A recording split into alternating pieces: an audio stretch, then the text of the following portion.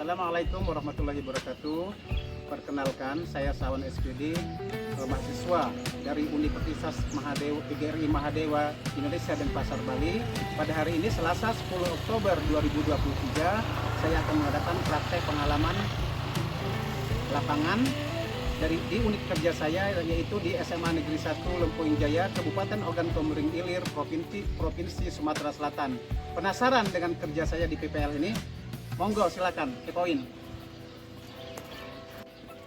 Kuliah ini online di Denpasar.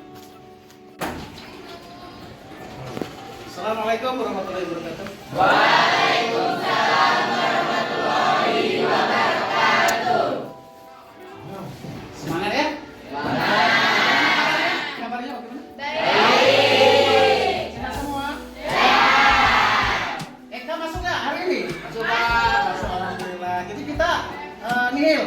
Alhamdulillah ya, sehat semua, alhamdulillah Sir ya. Kemudian Sir akan kita awali dulu dengan berdoa bersama. Silakan ketua kelasnya. Oke teman-teman, sebelum kita mengawali kegiatan kita pada pagi hari ini, alangkah baiknya kita berdoa menurut agama dan kepercayaan masing-masing. Berdoa dimulai.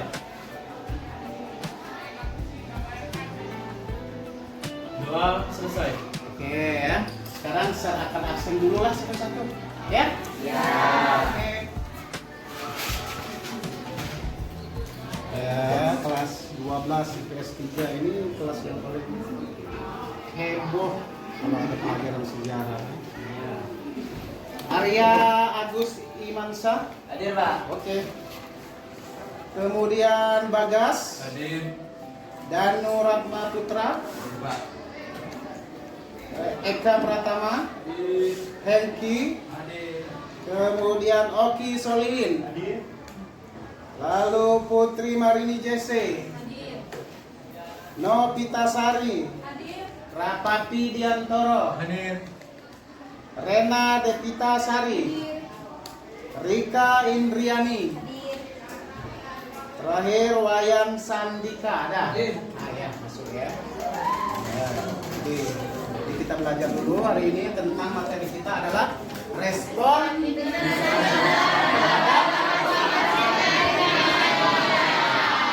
berapa? Oke. Ya, silakan nanti kita mulai ya. Sebelum kita mulai ini ada yang masih ingat kemarin pelajaran itu sampai di mana? Ada yang ingat? Ya, tarik Sampai Desi. di perbedaan sifat perjuangan pada era ke-19 dan pada era ke-20. Oh iya, betul. Jadi kemarin kita masih membahas tentang perbedaan sifat perjuangan Indonesia dalam mempertahankan kemerdekaan pada abad ke-19 dan abad ke-20. Ada yang tahu apa perbedaannya? Ada yang tahu? Kalian semua ada yang tahu apa perbedaan perjuangan Indonesia mempertahankan kemerdekaan pada abad ke-19 dan 20? Coba. Siapa yang berani? Oke, Julia. Persenjataannya kalau di abad ke-19 itu lebih ke seadanya. Terus kalau misal ke abad 20 itu lebih ke modern. Terus bersifat kedaerahan dan lebih bersifat nasional. Terus dipimpin di abad ke-20 itu dipimpin oleh orang-orang yang berpendidikan. Oke. Kemudian ada lagi.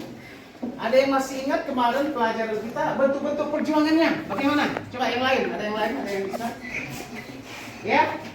Yang pertama itu kontak fisik, yang kedua bawah tanah, yang ketiga perundingan, yang keempat pendudukan, yang kelima itu pendidikan. Oke. Itu sebuah video yang sudah ini. Kan? Kita akan membahas materi mengenai respon Belanda terhadap proklamasi kemerdekaan Indonesia. Materi ini bisa kalian dapatkan ketika kalian belajar sejarah menata untuk kelas 12. Mari langsung saja kita bahas materi secara ringkas, tugas, dan semoga jelas. Sekilas kita akan bahas mengenai proklamasi kemerdekaan Indonesia. Ini dilaksanakan pada tanggal 17 Agustus 1945 atau tanggal 9 Ramadan kalau kalender Islam. Kemudian Timur nomor 56. Di sini terjadi peristiwa yang pembacaan teks proklamasi oleh Insinyur Soekarno dan juga pengibaran bendera yang dilakukan oleh Suhun dan Latif Ningrat. Proklamasi ini menunjukkan bahwa Indonesia merdeka, kemudian dilanjutkan dengan mempertahankan kemerdekaan. Ada sikap Belanda terhadap kemerdekaan Indonesia, yakni Belanda tidak mengakui kemerdekaan Indonesia pada tanggal 3 April 1944 ketika Indonesia dikuasai oleh Jepang. Belanda membentuk yang namanya Dewan Pemerintah Sipil Belanda di Indonesia, NICA, kemudian bekerja sama dengan pasukan Sekutu. Wilayah Hindia Belanda yang berhasil direbut oleh pasukan Sekutu akan diserahkan kepada NICA. Selanjutnya kedatangan pasukan Sekutu ke Indonesia. Pasukan Sekutu yang bertugas khusus di Indonesia namanya AKNE atau Allied Forces Netherlands East Indies.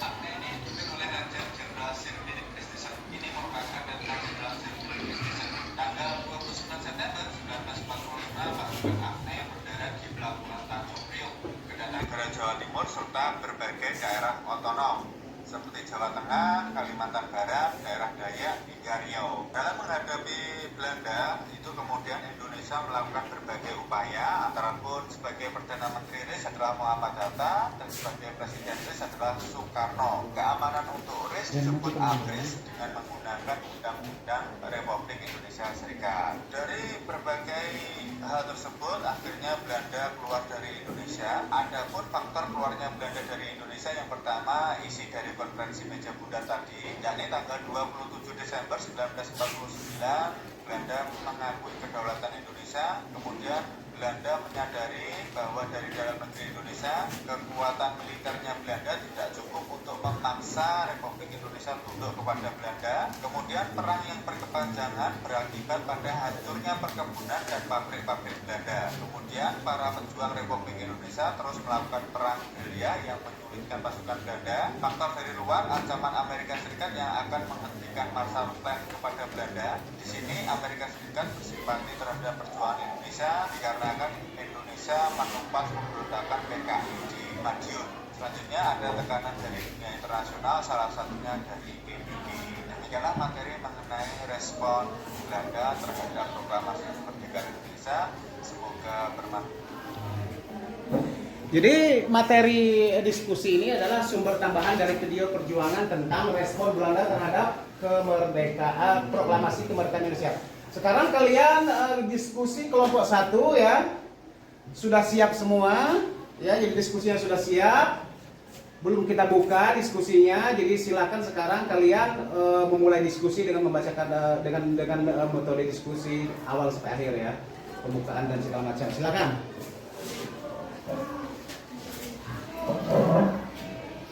Assalamualaikum warahmatullahi wabarakatuh. Waalaikumsalam warahmatullahi wabarakatuh. Dan selamat pagi. Pagi. Sebelum kita lanjut dalam untuk menjelaskan dan mendiskusikan bab 3 ini, izinkan saya untuk berpantun terlebih dahulu. Kalau berbisnis jangan ragu-ragu agar dapat sukses kemudian. Mohon maaf bila mengganggu diri, kami ini hanya mengajak kenalan. Perkenalkan, nama saya Rafu Bidantoro dan sebelah saya ada Ilham Ergen Romansa, Intan Pratiwi Asih, Kadek Desi Maulitasari, Putri Marini, Maderani sebagai notulen, dan Bagas Saputra. Pada pagi ini kita akan mendiskusikan dan menjelaskan pada materi bab 3, yaitu respon internasional terhadap proklamasi kemerdekaan Indonesia. Saya minta kepada teman-teman untuk dapat menyimak dan memperhatikan kami pada saat membacakan materi yang akan disampaikan. Yang pertama ini akan disampaikan oleh Ilham Ergen Romansa.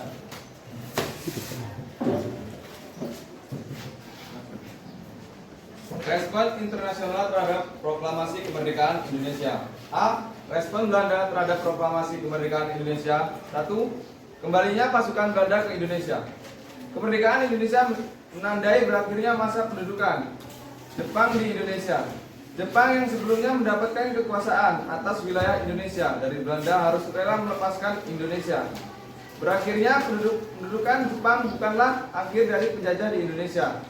Belanda datang kembali dan ingin menguasai Indonesia lagi. Berakhir Perang Dunia Kedua yang ditandai dengan menyerahnya Jepang terhadap Sekutu menjadi kunci emas bagi bangsa Indonesia untuk memproklamasikan kemerdekaan. Pasukan Sekutu yang memenangkan perang bertugas untuk menerima penyerahan pasukan dan melucuti senjata dari Jepang.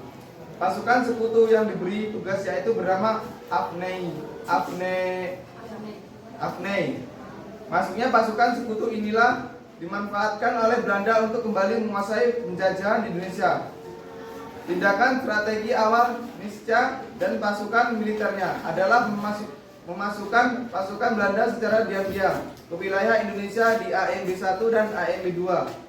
2. Perlawanan bangsa Indonesia terhadap kembalinya Belanda dengan melakukan perlawanan bersenjataan. Kemudian akan dilanjutkan oleh Bagas Saputra.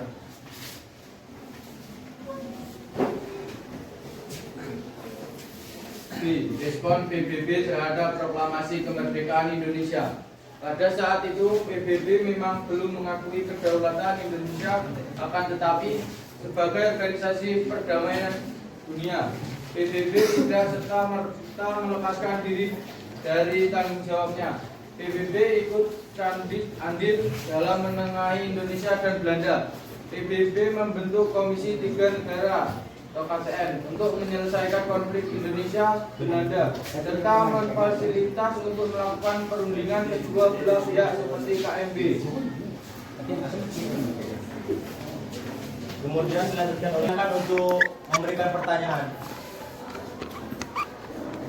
Oke, dari kelompok Saya Eka Pratama, dari kelompok 2 ingin memberikan pertanyaan. Bagaimanakah respon internasional terhadap proklamasi kemerdekaan Indonesia?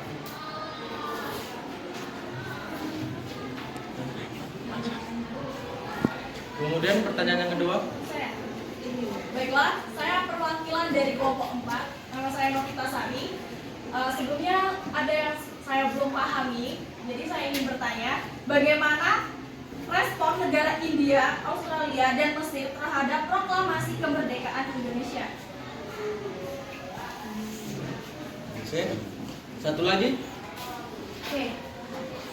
Saya perwakilan dari kelompok 3. Perkenalkan, nama saya Zuda Devita Kusuma. Saya ingin bertanya, bagaimana sih respon negatif Belanda terhadap agresi militer Belanda serta mengimbau dunia internasional untuk mengakui Indonesia sebagai negara yang maju?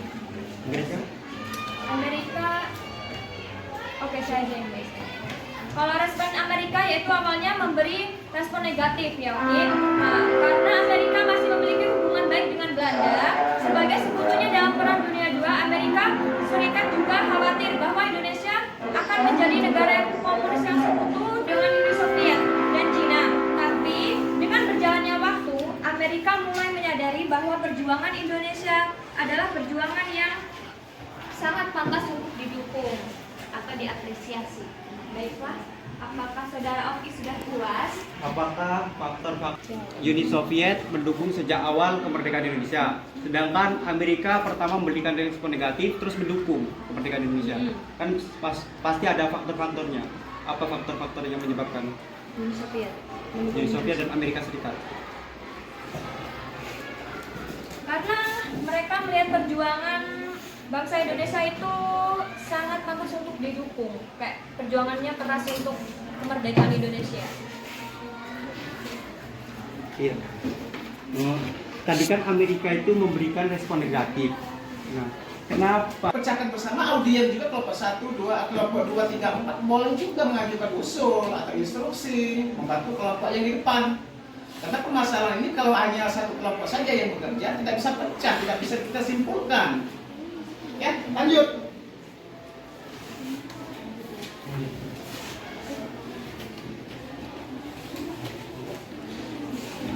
Oke, pertanyaan akan dilanjutkan oleh Kak Desi Maulitasari. Di sini saya akan menjawab pertanyaan nomor 3, yakni respon negara India, Australia, dan Mesir. Responnya itu sangat baik. Baiknya yaitu memberikan bantuan bantuan perang terhadap proklamasi kemerdekaan Indonesia. Seperti apa? Dia mendukung kemerdekaan Indonesia. bantuan dari Australia itu dia mewakili peran dalam KTN Indonesia. Yang kedua yakni Mesir memberikan bantuan beras, kemudian India memberikan bantuan exile government seperti obat-obatan. Apa itu KTN? KTN itu Komisi Tiga Negara. Ya. Lalu tadi kan kamu udah bilang ya, mengapa Mesir memberikan bantuan hanya berupa beras? Bantuannya hanya berupa beras gitu. Australia apa? Dijelaskan satu-satu. Ya.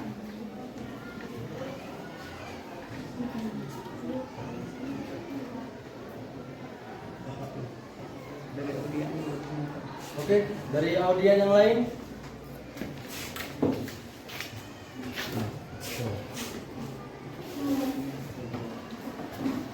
Dari audien yang lain jika ingin membantu.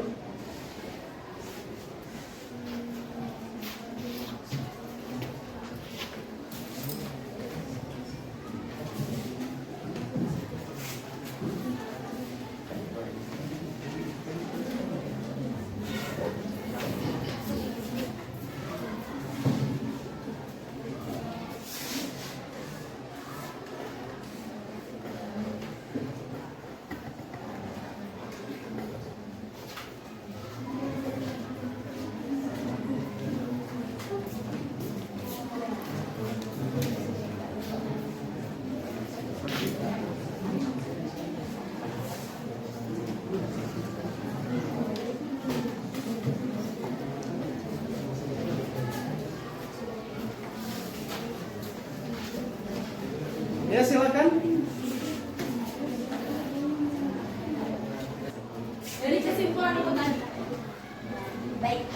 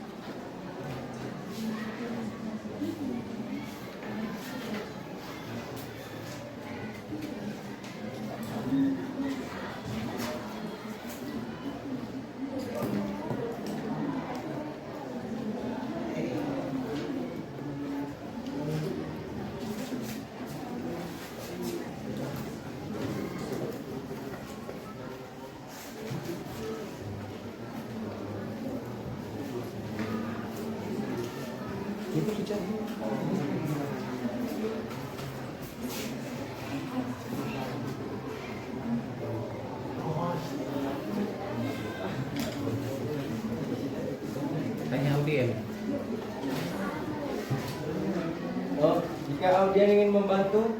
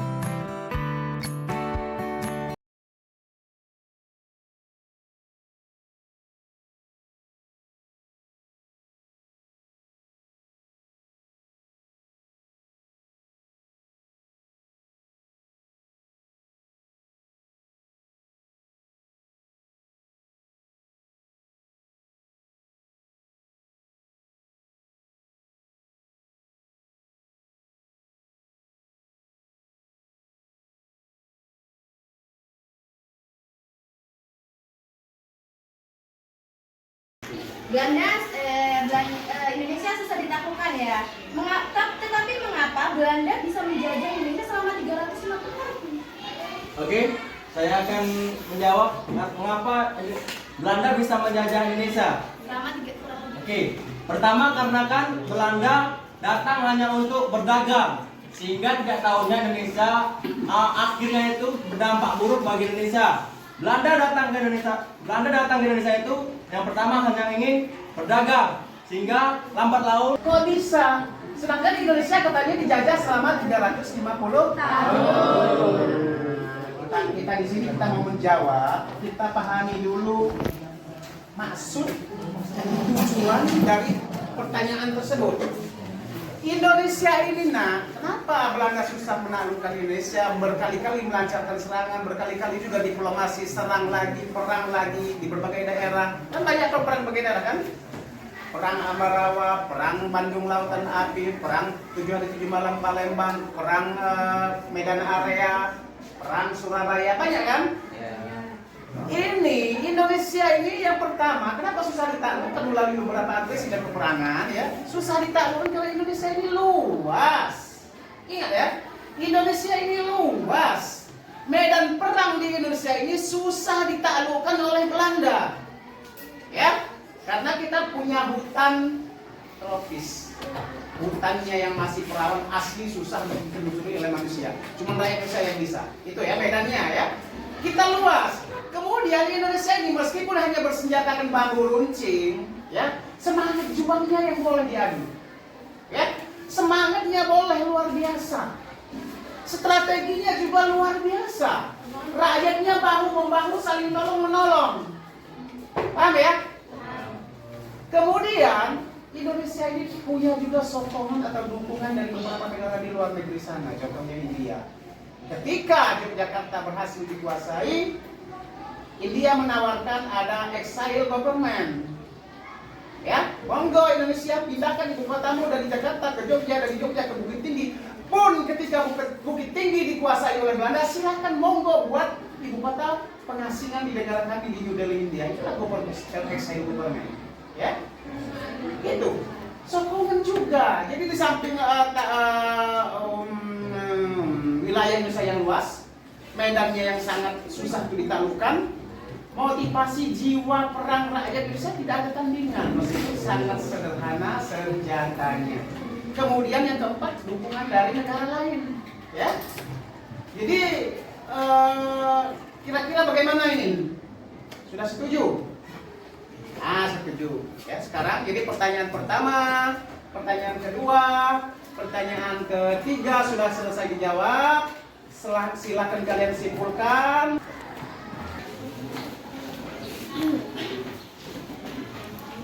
Jadi kesimpulan pertanyaan nomor 1, meskipun internasional terhadap kemerdekaan Indonesia ada dua, adanya menolak kemerdekaan seperti Belanda dan ada yang mensupport kemerdekaan Indonesia seperti Algeria, Mesir, India, Palestina, dan Vatikan. Yang pertanyaan kedua, Belandaan mengadakan serangan atau AMB 1 dan AMB 2 yang berdampak hampir seluruh wilayah Indonesia dikuasai Belanda dan beberapa kota besar dikuasai termasuk ibu kota Jakarta dan Yogyakarta berhasil dikuasai oleh Belanda. Hal ini menimbulkan berbagai pergolakan di seluruh wilayah Indonesia. Yang pertanyaan ketiga, Australia menjadi wakil dari Indonesia dalam KTN yang menolak secara tegas agresi Belanda karena berbagai pertimbangan politik, sosial, dan ekonomi. Misalnya mengirimkan bantuan berupa beras karena Indonesia diblokade oleh Belanda. Hal ini dilakukan karena berbagai pertimbangan agama, sosial, dan ekonomi. Dan India memberikan peluang exit-gover jika ibu kota negara Indonesia berhasil diduduki Belanda. Ini Benar ya. Jadi sebelum diskusi ini ditutup oleh penyaji, ya, sekali lagi saya minta, coba perhatikan ya, saya minta kalian sekarang saya kasih waktu 5 menit untuk mengisi LKPD kelompok, satu kelompok satu, kemudian juga satu orang kumpul satu. LKPD-nya sudah dibagi kan? Sudah. Ya. Silakan dikerjakan sekarang. Silakan. Yang mungkin penyanyi juga.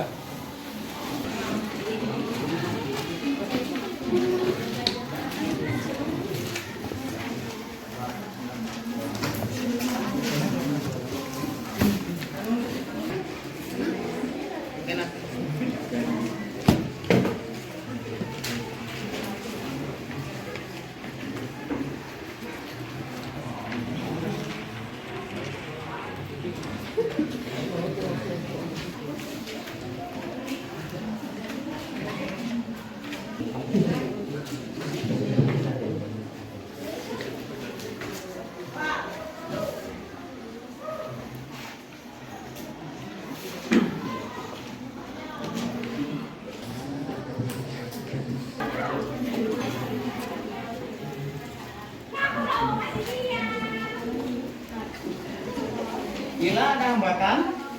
Nggak ada.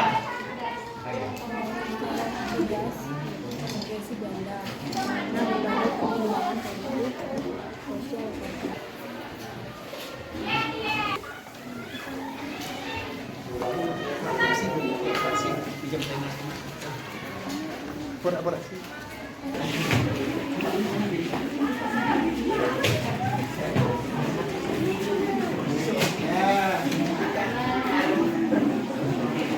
Kata bedanya sini, kumpul sini nak ya. Kumpul depan. Ayo satu orang saja nak. Lalu ribut. Ya. Ini kelompok ya. Oke.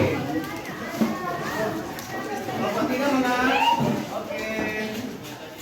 Alhamdulillah. Satu lagi rumah ada ini. Oke. Silakan. Tutup. Oke, cukup di sini apa yang boleh kami sampaikan kepada teman-teman, sehingga yang kami boleh sampaikan dapat bermanfaat bagi kita semua. Jika ada salah kata dari kelompok kami, mohon dimaafkan karena kesempurnaan itu hanya milik Tuhan Yang Maha Esa saja. Oke, kami akhiri. Assalamualaikum warahmatullahi wabarakatuh.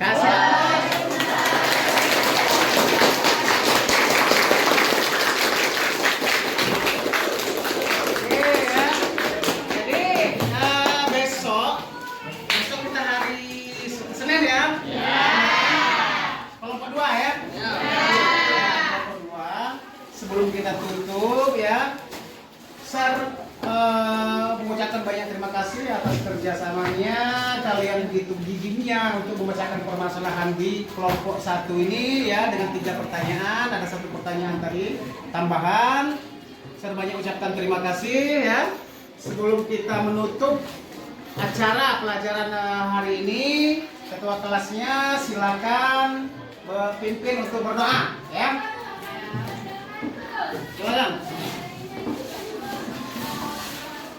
Marilah teman-teman, sebelum kita mengakhiri kegiatan pagi ini, marilah kita berdoa menurut agama dan kepercayaan masing-masing. Berdoa mulai.